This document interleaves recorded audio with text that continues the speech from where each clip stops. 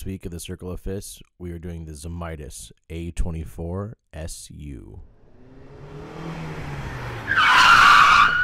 The A24SU has a quilted maple top, African mahogany body, and a transparent red finish. The neck is made out of African mahogany with a rosewood fretboard. Scale length is 25 inches with 24 medium frets. Neck pickup and bridge pickup are both Zemaitis' own Dragon Classic. Controls for the A24SU are 2 volume knobs, 2 tone knobs, and a 3-way toggle switch. The Zemaitis A24SU with transparent red flare goes for $2,000. Hey, I'm Billie Stevens, and I'm happy to be here with the Tsunami Cable family. I've been playing guitar for, 30 some years, and my favorite style of music is rock. Everything from classic to indie to emo. When you play a long time, you kind of get exposed to a lot of music. So I just like good upbeat pop, rock, punk influenced music. Okay, a little bit about my gear. This is just a standard Les Paul. I have a few of them. As long as I'm a standard guitar player, I play the standard model. And this is a 96 Seymour Duncan Custom coil tapped in the back. Tone knobs are both cut. Too much stuff confuses me. And for an amp, I have an old Bassman box that was gutted by my custom amp builder, Doug Rocaforte. It's built as a 1953 Fender Tweed with a gain stage in it, all new old stock, it's still 50 watts, and into a Marshall Vintage 412 with 25 watt greenback Celestians. And it's a cool rig, I dig it.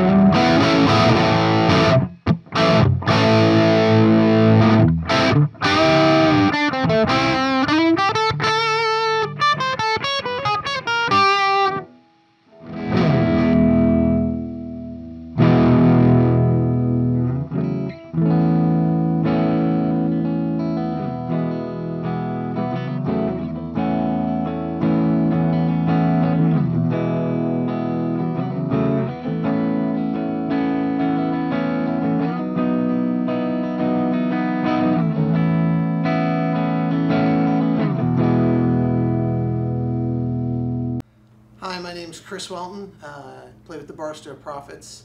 I've been playing, I think I started playing guitar back in college, so that was about almost 30 years ago, but I've been playing professionally for about the past 10 or 12 years. My favorite style of music, I guess it would be best described as probably a blues rock, and that's mostly what I play. As far as my gear goes, my number one is always this beautiful 1979 Gibson Les Paul Custom. It's the 2550 edition. 3 pickup. These are Series 7 pickups, factory pickups. This is an 81 Tim Shaw, also a Gibson pickup. It brightens it up a little. Otherwise, guitar is pretty much stock. That is a Schaller roller bridge. I like it a lot. My amp over here on the corner, 1969 Fender Super Reverb, completely stock, and then super simple pedal board.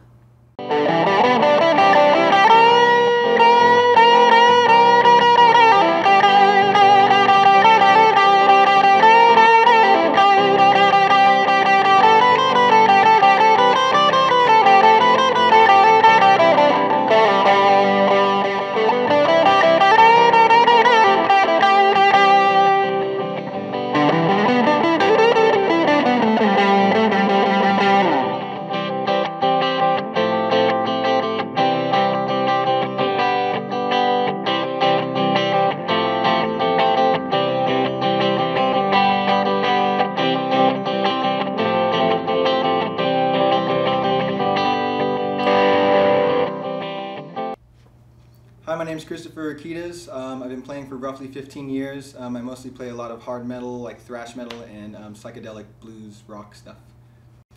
Today I'm going to be playing this amazing USA Strat that I have. It's basically my favorite, all rosewood neck. It's a USA.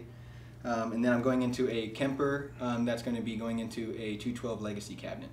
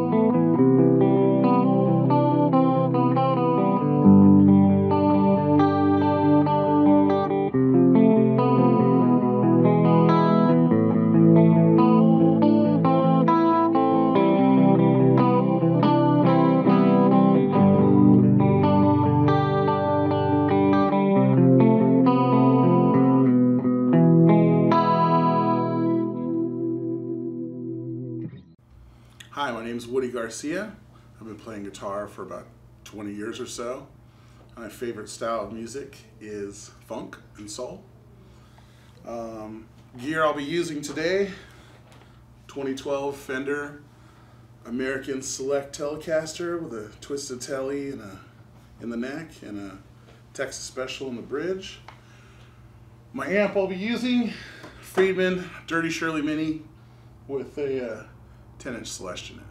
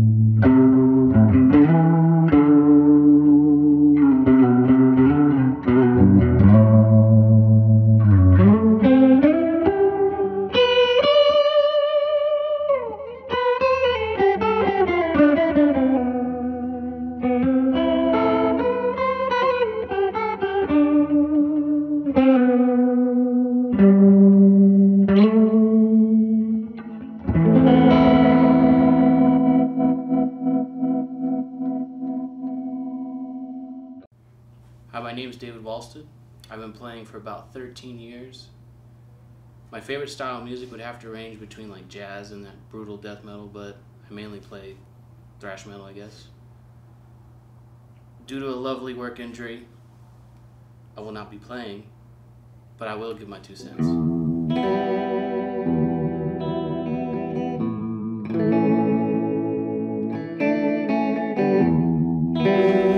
Alright guys, so we are doing the Zemaitis A24SU flare top. It's a trans red superior. Kris, this is your guitar. Sure. So why don't you start on what you think about it and what maybe some stuff about it. Sure, maybe? I'll tell you how I found it. Okay.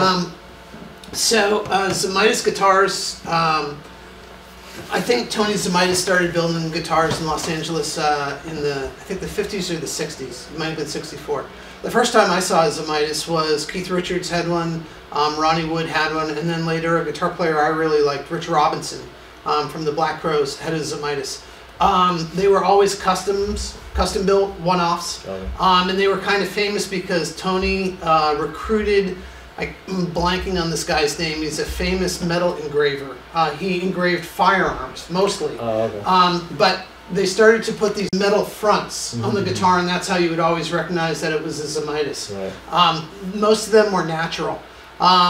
Then a company, Japanese company called Kanda Shokai, which produces great guitars in Japan, contacted the Zemaitis company, Tony's business was winding down. He was getting really old.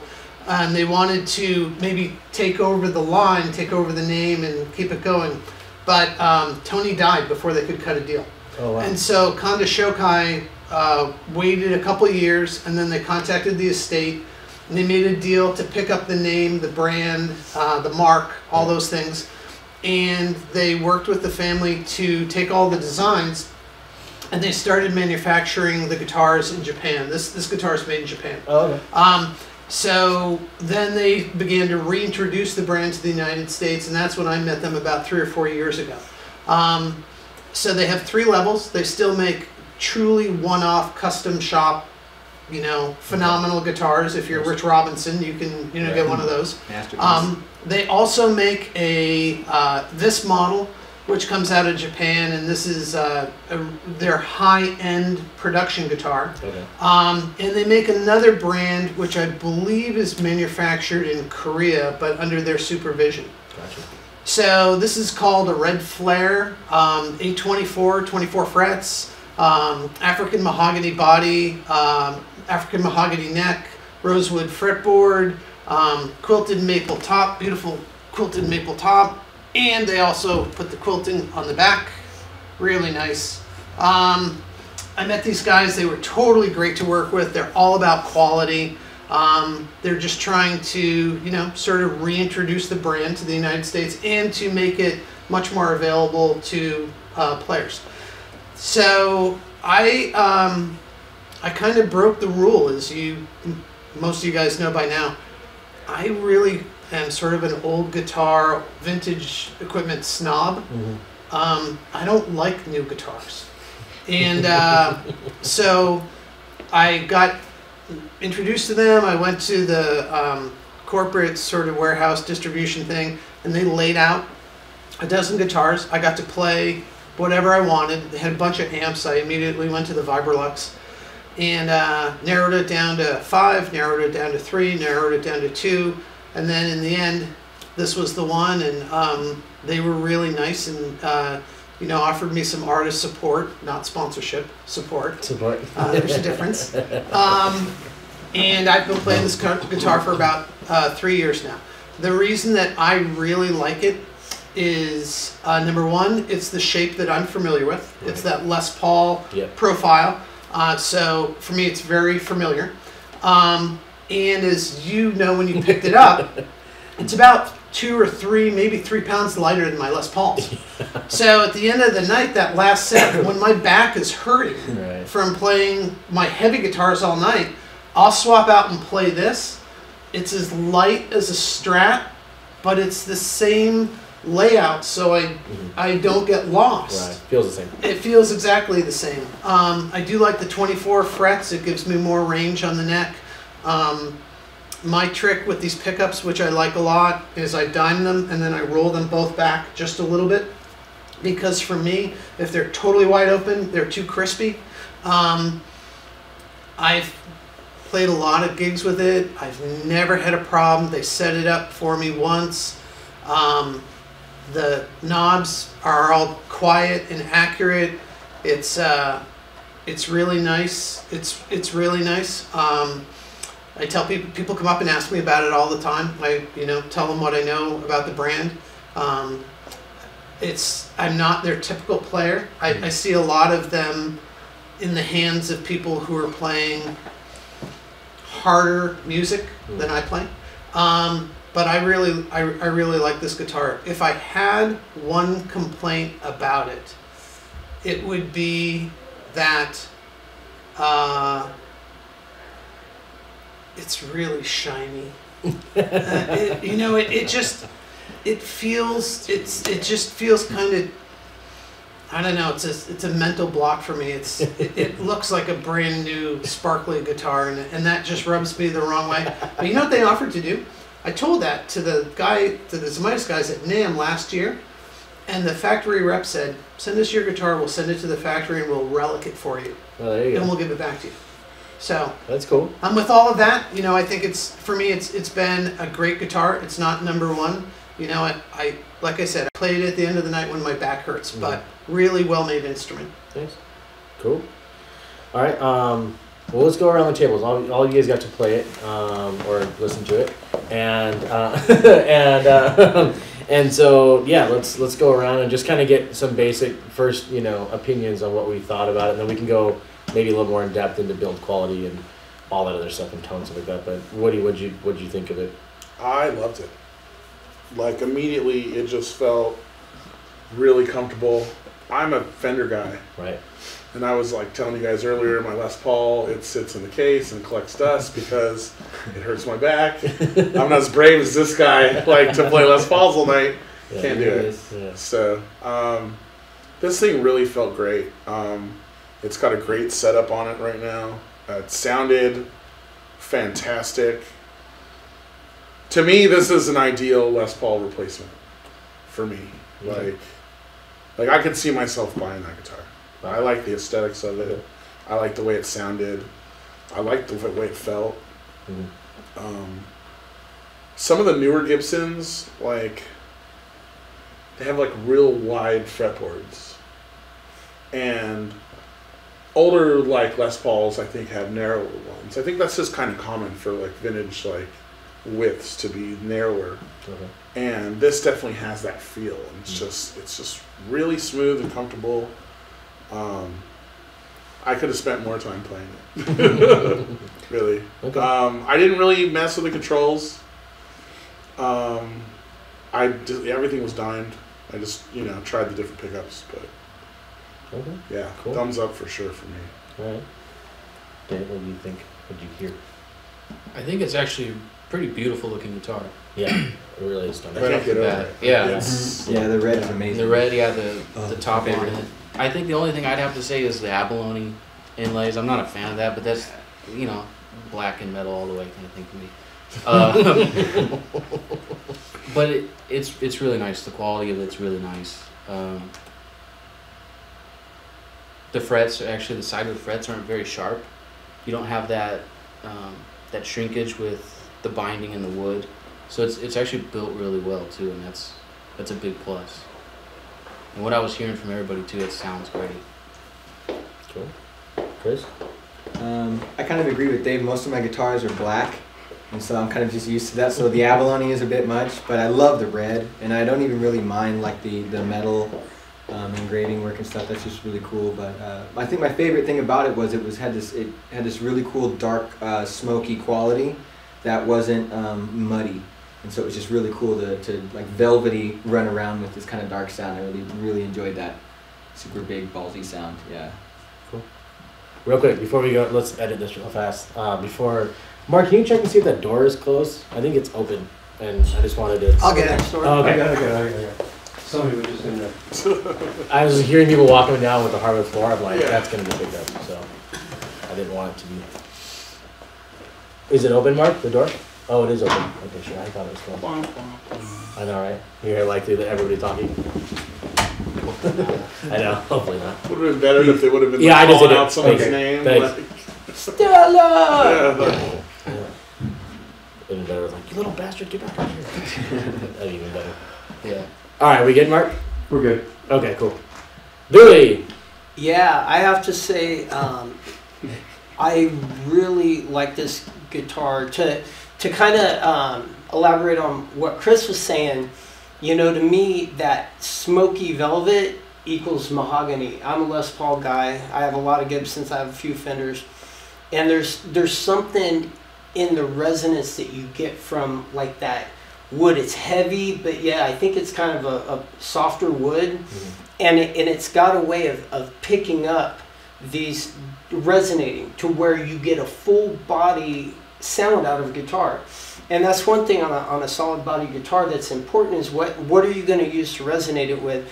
But I was really impressed because the pickups are not only crisp and they're real clean sounding, but they do gain up. So as I was rolling off the pots or actually gaining up on them, they really opened up and sounded throaty, and they were crisp and very clear and articulate, but you could feel the resonance of the mahogany coming through.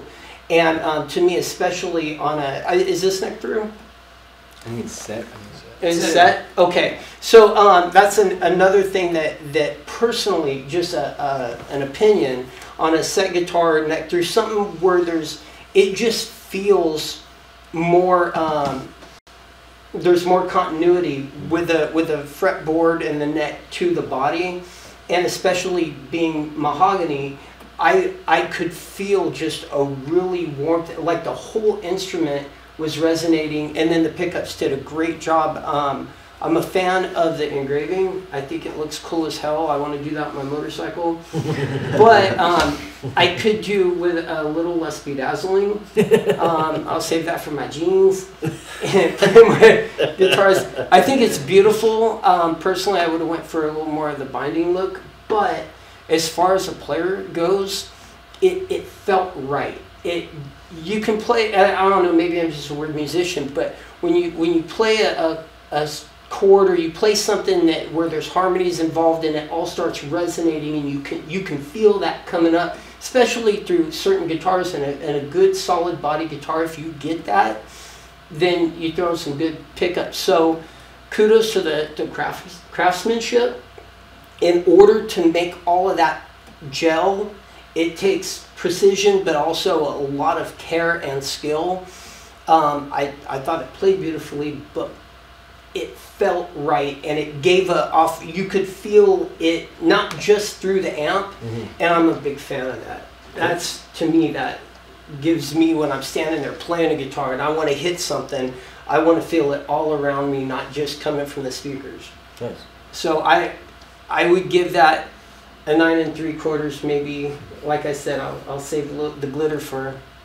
Yeah, but as far as beautiful, I thought it was great, and thank you for sharing it with us. Well, thanks to the guys at Zemaitis. And just one thing to follow up on your point, I was thinking, I did have one other criticism which I shared with them, and it had to do with the issue of how the guitar, held its tone. And I said, if you could make this guitar with a nitro lacquer finish, like the old Gibsons, yeah, that, just over time, to me, the tonal quality of those instruments is the best, rather than the modern guitars which have the poly finish on them.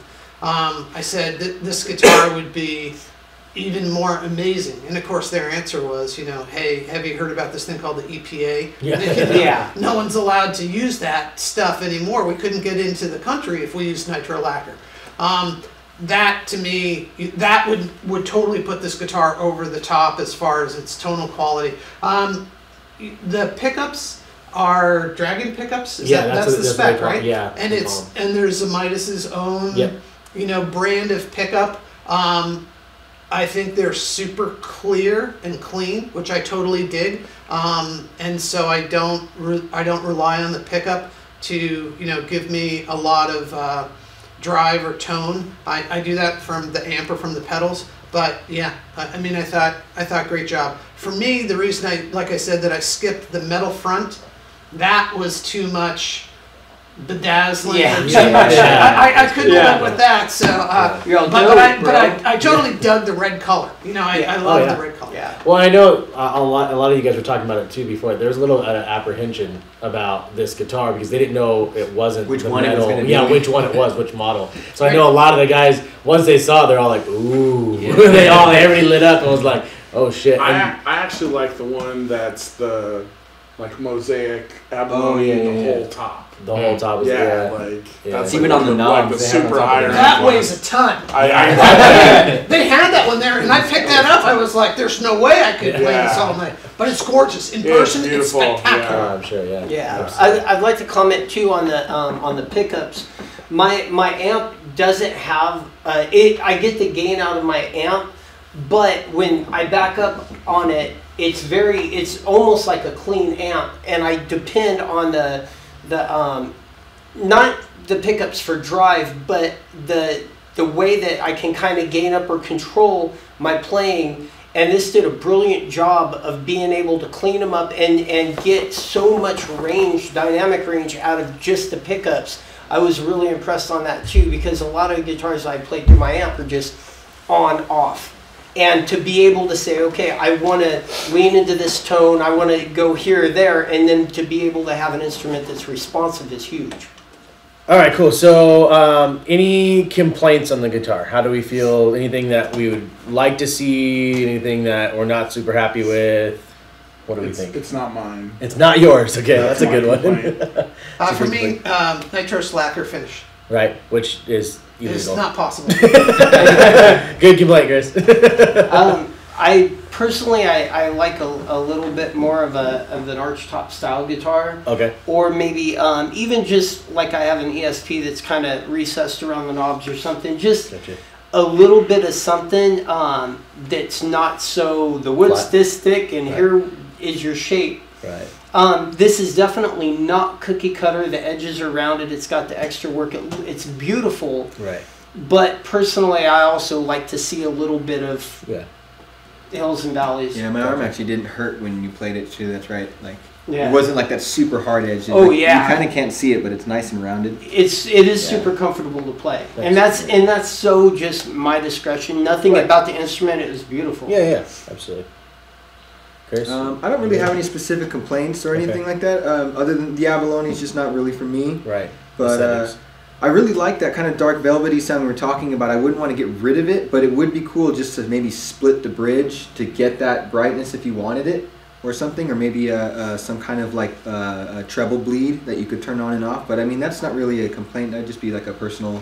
If I had one, that's what I would do. But I would definitely buy one though. They're really nice. Yeah. One of these, not like the other super crazy ones. Right.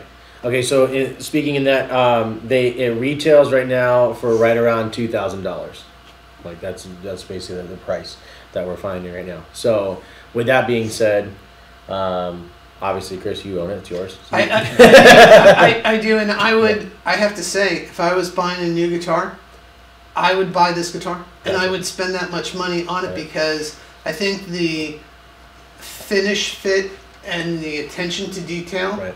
and like the other thing that Woody mentioned, which is a big thing to me, is the neck radius and the neck width up here at the nut. For me, it's small and it's comfortable. Gotcha. You know, Paul Reed Smith guitars have a super wide flat neck. Like, I just can't play them. But this, I can really play. Okay, cool. What do you said you wanted one? Very, very comfortable. Okay. It felt really good. Okay, cool. Dave?